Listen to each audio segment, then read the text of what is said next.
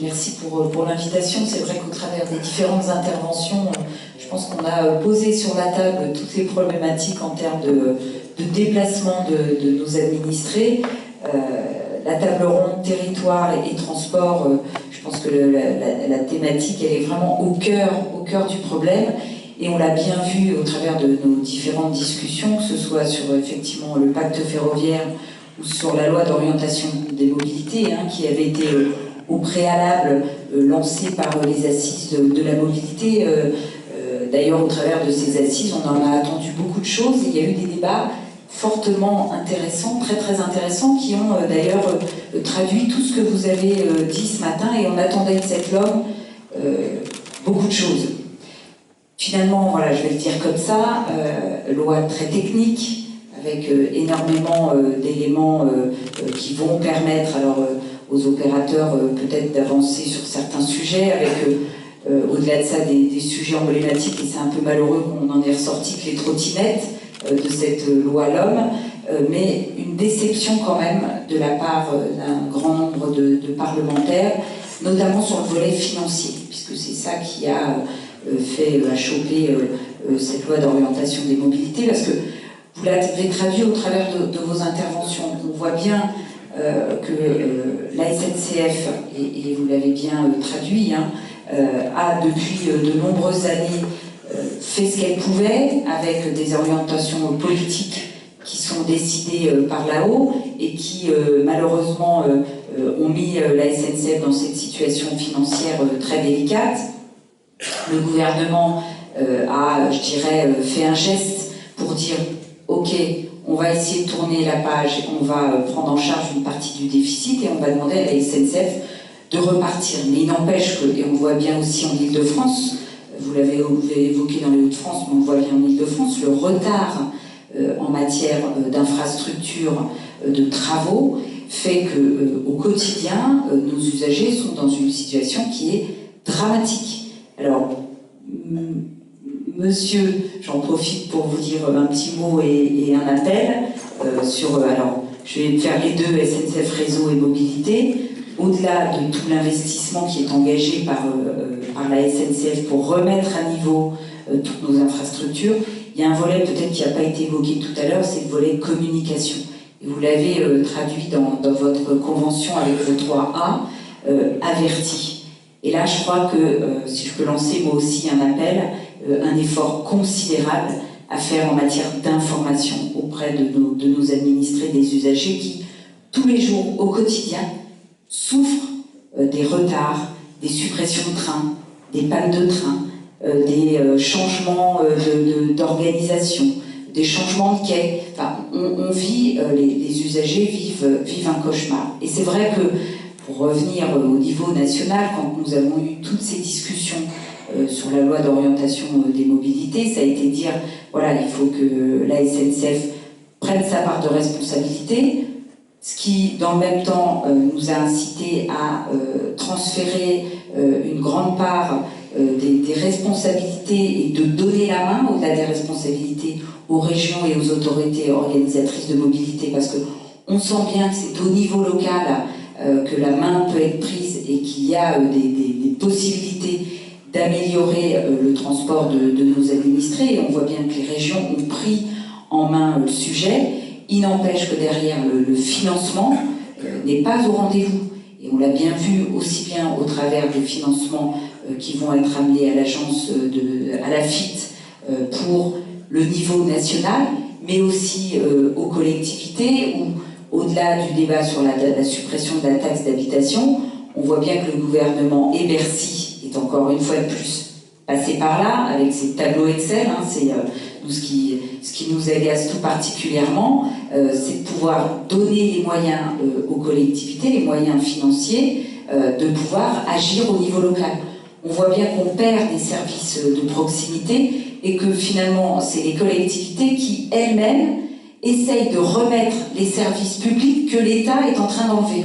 Donc il faut qu'on puisse donner les moyens à ces collectivités d'accompagner le développement de nos territoires et pas uniquement les métropoles. Et c'est vrai que cette fracture territoriale, on la sent, et on la sent d'autant plus avec le retard qui est pris sur la diffusion du rapport Philizot. Vous avez raison de dire que le préfet n'est pas du tout en cause et qu'il a fait le travail nécessaire. Sauf que ce rapport Philizot, il est toujours dans le placard du ministre.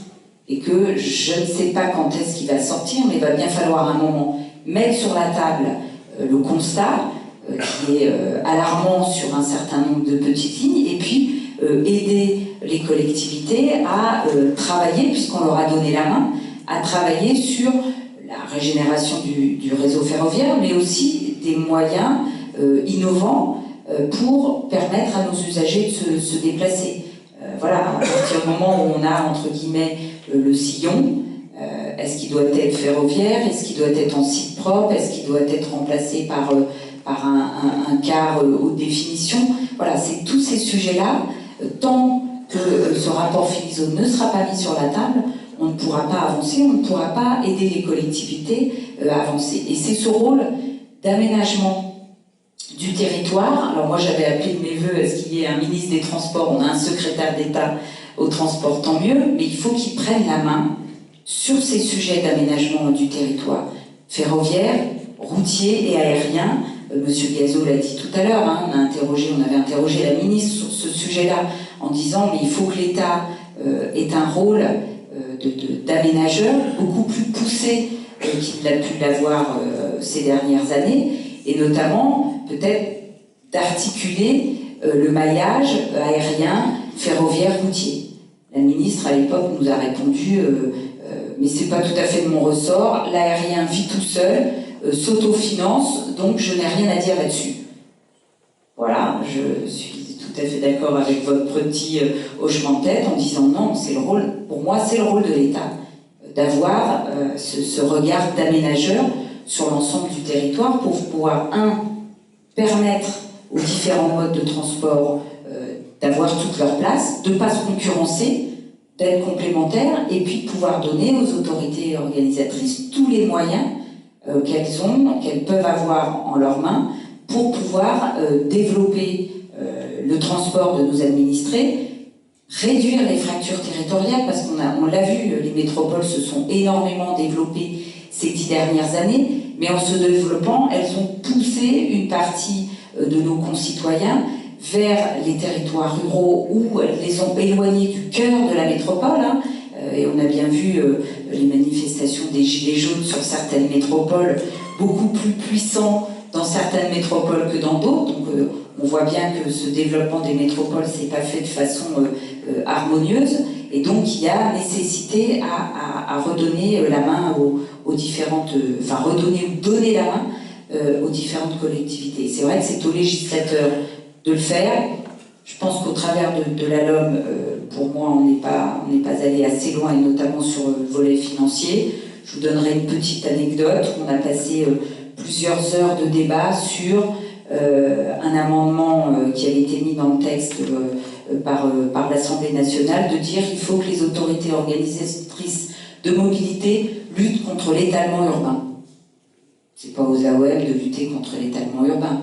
On a des outils en matière d'urbanisme pour le faire. Les AOM, elles sont là pour aller aider, accompagner leurs administrés à se déplacer sur le territoire. Vous voyez, parfois on est un peu passé à côté du débat. Alors, le Sénat hier a rejeté, n'a pas voté la LOM. Valérie Pécresse hier employait le terme de la LOM, loi des occasions manquées. Ça vous semble correspondre à la situation ? Globalement, oui. Parce que cette loi, et je le redis, a été une loi où on a empilé beaucoup de mesures techniques qui étaient attendues, certes, sur un certain nombre de points, mais pas assez ambitieuses par rapport aux autorités organisatrices de mobilité. On a confié aux régions le pilotage du maillage en matière de déplacement, de mobilité. Je trouve qu'on leur donne pas suffisamment les moyens financiers de le faire, et la coordination avec les AOM, vous avez parlé des pôles d'échange multimodaux, on n'a presque pas abordé ce sujet-là dans la LOM, alors que dans les assises, ça avait été un sujet essentiel et qui me semble pour moi essentiel pour permettre à nos administrés de se déplacer sur l'ensemble du territoire. Et il faut que l'État garde cette vision d'aménageur national, parce qu'on voit bien que toutes les régions sont en train de prendre en main ce volet mobilité, mais il faut que les régions entre elles se parlent. Il faut que nos administrés puissent se déplacer d'une région à l'autre. Or, on sent bien que l'État transfère la compétence mobilité en se disant tout va bien, tout va se faire au travers des régions, tant mieux, ça nous fera ça de moins à faire. Il n'empêche que de région à région, il faut que nos administrés puissent se déplacer. Et là, je trouve que la LOM n'est pas allée assez loin sur ce volet-là.